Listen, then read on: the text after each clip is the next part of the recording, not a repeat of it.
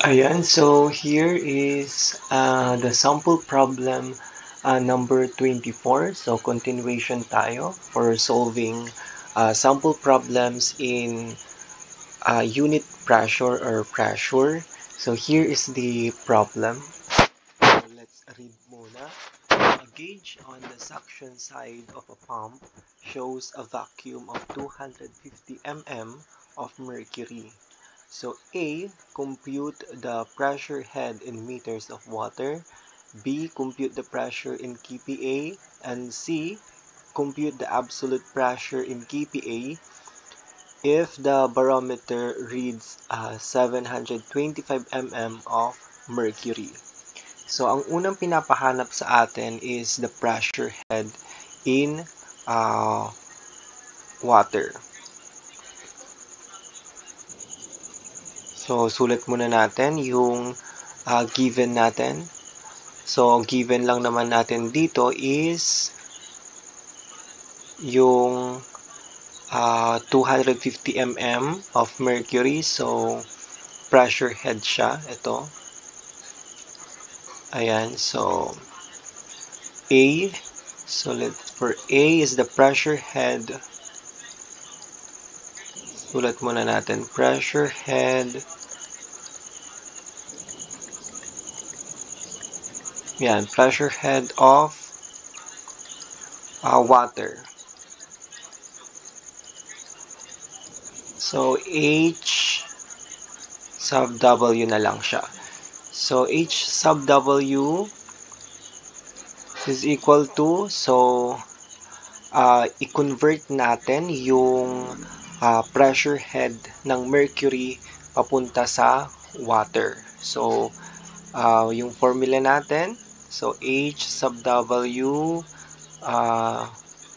and then, pressure head ng mercury, ayan, times specific gravity ng mercury divided by specific gravity ng water. Ayan. So, given tayo ng ito, pressure head or height ng mercury which is ito 250 mm. So, H sub W is equal to, so in meters, yan, in meters na lang. So, in meters naman yung pinapahanap sa atin. So, i-convert muna natin 250 mm.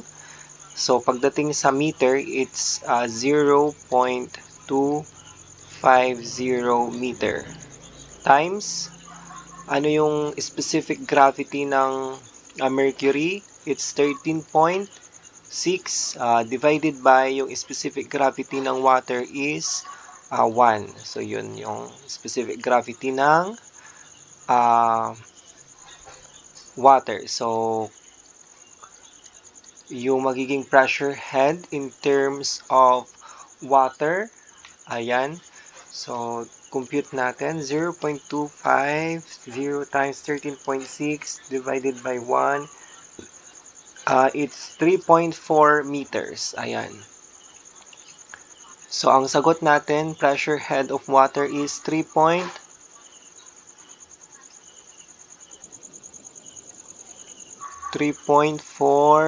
ayan, 3.4 meter. Ayan. So, yan yung sagot natin for the pressure head of water. So, dito, kung mapapansin nyo, dito naka-state dito na suction. Suction side of a pump. So, pag sinabing suction, to remove or to reduce of an air pressure. So, ilagay lang natin dito sa ano natin is maglagay tayo ng negative sign. So, yan. Maglagay tayo ng negative sign to indicate na suction side siya. So, pag sinabing suction sign, nagbabawas. Yun yung ibig sabihin nun. And then, next tayo. So, letter B. Ayan. So, letter B. Ayan, letter B na tayo. For letter B, pressure in kPa. So, kukunin natin yung pressure. So, in kPa. Ayan. So, pressure is equal to gamma H, which is 9.81 times 13.6. Ayan. 13.6 times yung H natin, which is itong 250 mm. So, 0.250 meter. Yan. So, ito is kilonewton per cubic meter. Yan. So, now, our pressure is cancel. So, meter squared. Ayan. So, 9.81 times 13.6 times 0.250. So, the answer is 33. 33.354 kilonewton per meter squared or kPa. kPa yung pinapahanap pala. So, kPa yan. So, yan yung answer natin for pressure. Pero, lagyan natin ng negative. Ayan, negative 33.354 yung pressure natin. Kasi nga, nasa suction side, suction side siya. So, pag sinabing suction is to remove or to reduce air pressure. So, yan. Yun yung suction. So, lagyan natin ng negative 33.354. So, yan. So, indication na nagbabawas yung pressure natin. So, yun yung pressure natin, negative 33.354 kPa.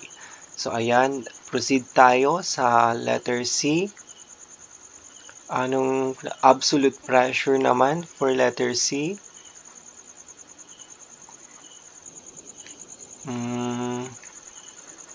Ibang kulay na lang. So, ito. So, letter C. Ayan. So, letter C. Ngayon natin ng mga to. So, letter C is the absolute pressure.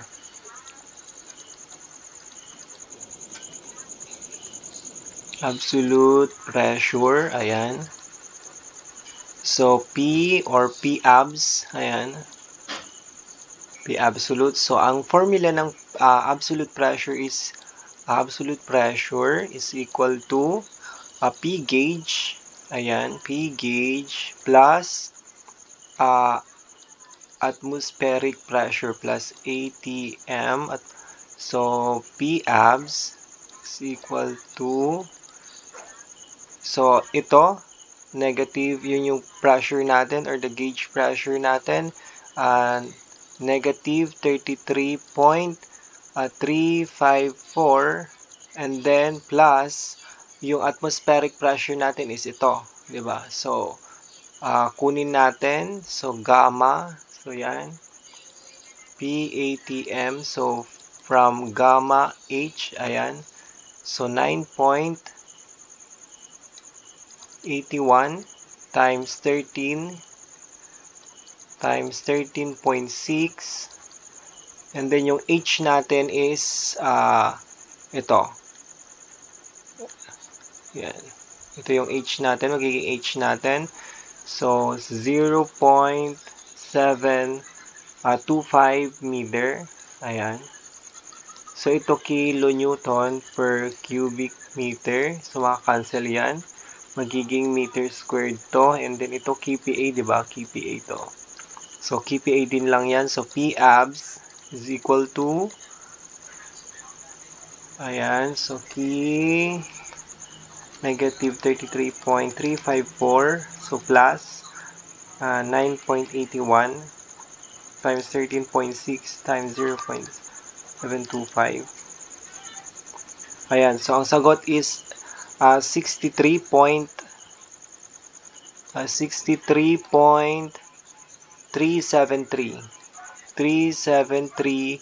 kPa.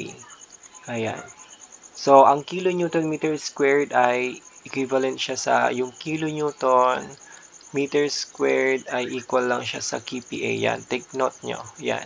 So, yung absolute pressure natin, so 63.373 kPa. So, yan yung sagot natin. So, now, yan yung mga answers natin for sample problem number 24.